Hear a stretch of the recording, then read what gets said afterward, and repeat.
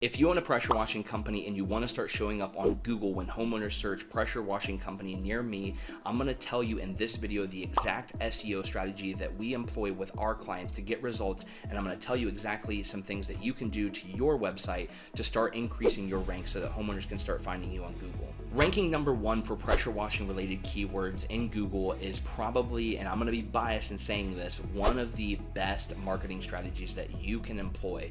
And the reason for this is because it's not like Google ads or Facebook ads where you've got to put dollars in every single time. Once you get those rankings, more often than not, you will hold those. And the value that, having, especially if you have a large market, the value of having your website showing up number one anytime somebody types in pressure washing company near me or pressure washing companies in Columbus, Ohio, assuming that you have a pressure washing company in Columbus, Ohio, the value of that is so immense, right? In most markets during the season, let's say spring to fall, the average search volume for something like pressure washing company near me is like anywhere from 200 to 300, 400, right? Meaning that in your service area, every single month, around 300 people are searching for pressure washing company near me. And if you can show up number one, what it does to your lead generation is insane. So the value here to what you stand to gain if you do this properly is huge. The problem is that SEO is not very intuitive. It's not very easy to do. I mean, I've spent the better part of 4 years learning and perfecting the perfect pressure washing SEO strategy. So it's not something to be taken lightly, and it is something that takes time. But if you're willing to put in the work, it's something that can have a lot of rewards for you. The other thing that I want to talk about on why SEO is so important is location pages, right? So I recently just put out a video talking about the Google Map Pack and the limitations that it has, right? So when we're talking, and I want to be clear, when we're talking about SEO, we're not talking about the Google Map Pack. We're talking about the search engine results. That's the section that appears directly under the Map Pack. The shortfall, or shortcoming rather, of the Google Map Pack is that it's based on distance and it can really only reach about 15 or 20 miles, give or take. So what if, the neighborhoods that you really want to do work in, or the cities or suburbs that you really want you to do work in because they're bigger houses, are further than that? How do you actually reach those people? Well, you can do it with Google ads, but more importantly, you can rank organically by creating a individual location page, right? Because, if we use the example of like a really big city, right? If you have a really big city and your website is trying to rank for that to show up for lots of keywords for that one city, what you can do is obviously that big city has little suburbs and neighborhoods that are attached to that, and you can create location pages on your website where the keywords are pressure washing in that suburb and roof cleaning in that suburb, and you create lots of those, and so you can actually start showing up when people are looking for your services in those more affluent areas. The other really big advantage of the SEO is it allows for you to rank for more niche services. So like, let's say right now, if I typed in pressure washing company and I'm in your city and you showed up number 3, that's all well and good, but like, what do you show up when somebody types in, where do you rank for gutter cleaning or for fence cleaning, right? So really focusing on SEO allows for you to bring up the ranks of all of your keywords. That way, you can capitalize on all of those searches. So let's get into this. I'm going to give you the nuts and bolts of what you can tangibly do to impact or positively impact your SEO.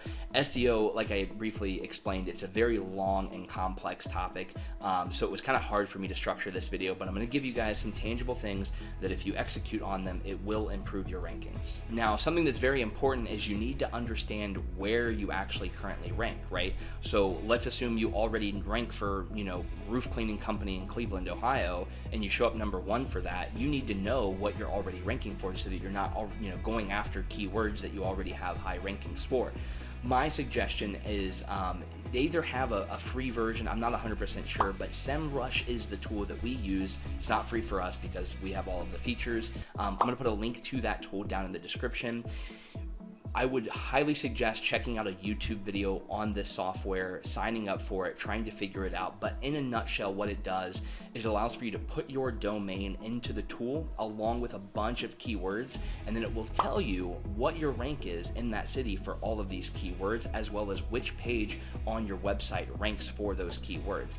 This is really important to understand before you start implementing the stuff that I'm getting ready to tell you about, because you need a way to measure that, right? If you're currently ranked 5th for roof cleaning companies in your city and you want to get to number one, well, this dashboard updates every 24 hours. So you can monitor that and see if you're making the changes that will positively impact that ranking. So go check out SEMrush, sign up for that, and then watch a couple of YouTube videos on how to use SEMrush at its most basic level, and you'll understand where you currently rank.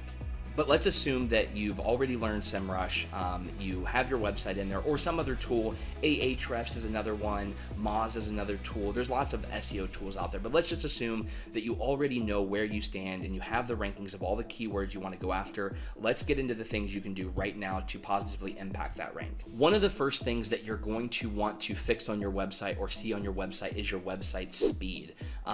It's one of Google's biggest SEO ranking factors, is how quickly does your page load for the end user. Now, this isn't something where you're going to go to your domain, press enter, use a stopwatch, and then clock the time. There's actually a tool out there that's free, takes you 30 seconds. You can click on it. It's called GTmetrix. I'm putting the link down in the description. You can type your domain in, and within 15 seconds, it's going to give you a rating. It's on a scale of F to A, and your goal should be to get your website to an A if it's not already. The best part about this tool, other than the fact that it's free, is that let's say your website's a C or a B speed rating, it will tell you exactly why your website is that rating and the things that you need to fix on your website in order to improve that. So that's the next step, is you need to figure out what your speed is and work to improve it so that when you run that scan on GTmetrix, it shows up as an A rating. For those of you that are really eager and go-getters, another tool that goes a little bit more in depth than GTmetrix does is called SEO Ability or SEO Ability, something along those lines. It does relatively the same thing, but it gets a little bit more in depth. It's also a free tool, and I will leave a link to that in the description as well. But whatever you do, do not skip this part of your SEO, even if it seems trivial or a little bit more tech savvy. I promise you that's your website speed is one of the first things that you're going to want to fix, because if you don't fix your website speed, everything else that you do will not matter because your website's too slow, so Google will already give you a huge disadvantage for your ranking. And the third thing that I really want to talk about here, and this is probably one of the most important things when it comes to your SEO, is your domain's authority, your page authority. I mean, this word is used by multiple SEO software, so it's pretty interchangeably, but domain authority, as I refer to it as, is a scale of your domain strength on a scale of 0 to 100. 100 obviously being the highest, and Google.com, Facebook.com, they're practically 100. A domain that you would buy from GoDaddy, brand new business, is probably a 0. Now, what I will say is that in most markets, the number one company that shows up on Google is their domain authority is typically around a 10, give or take, right? So you don't have to increase your website's domain authority much in order to start showing up number one. SEMrush will actually tell you what your domain authority is, and honestly, you can go to Google or YouTube and type in how to find my domain authority on SEMrush, and it will show you exactly how to do this. But more importantly, you can do this for all your competitors. So if you type in pressure washing companies near me into Google, you can scan all of your competitors' websites, figure out what their domain authority is, and then let's say you're currently at a 3 and the number one guy's at a 10. Well, then if I get to an 11, for the most part, you're going to outrank them on almost all keywords that are on your website. So the next question that I typically get asked is, okay, so domain authority is probably one of the most important SEO factors, but how do you positively impact that? And this is I'm going to try to condense this from a long form conversation down to a short one. But the ranking factor for the most part that goes into your domain's authority score is your backlink profile, the amount of backlinks that you have and the quality of those backlinks. An example, if you don't already know what a backlink is let's say you were to go to Yelp.com and create a profile for your business, and one of the inputs it allows for you to put your website there. Once you submit that information, your website now also appears on Yelp. That would be one backlink. Facebook.com, if you have a business account, that could also count as 2 backlinks. Now, those particular sites probably don't count as backlinks because they're more business citations than anything else, but really a backlink is anywhere else on the internet that your website domain appears, and the stronger that site domain authority is, the higher higher your domain authority will be from having your link on their website. So my suggestion here is, I'm not going to get super into backlinks because that's like a 5-hour conversation in and of itself, but just look into ways to build backlinks for your domain. And the important thing is that you build backlinks that are good. There are bad ways to build backlinks and there are good ways to build backlinks, and trust me, I've tried every single method out there. Only stick with the good ways, even if it means that you can only build your 2 to 5 backlinks a month or something like that, because it's very time intensive. You want to make sure that you're building backlinks the right way. You do not want to build backlinks the wrong way, because it will only hurt your business. But you need to focus on your domain authority score, see what your competitor's domain authority score is, see what yours is, and then work towards building your domain's authority score and try to get it higher than your competitors by building backlinks.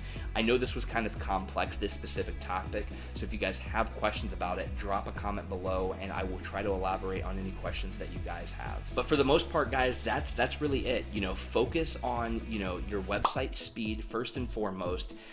Make sure that you have the right content on your website. Make sure that you have those location pages we spoke about, and then make sure that you're always trying to increase your website's domain authority. If you do those 3 things, and I know it sounds super easy, maybe it sounds super easy, you're like, well, that's just simple, there's really just 3 things. That's really all there is, because pressure washing isn't a super competitive thing when it comes to SEO. You might think that it is, but I promise you that it's not. So if you get your website to a speed rating of an A, and you add things like location pages to your website, and you make sure that you have a higher domain authority than all of your other competitors, I promise you will start pulling a lot of #1 ranks. So that's all I have for today's video. If you guys have questions, let me know down below, and I will catch you guys in the next video.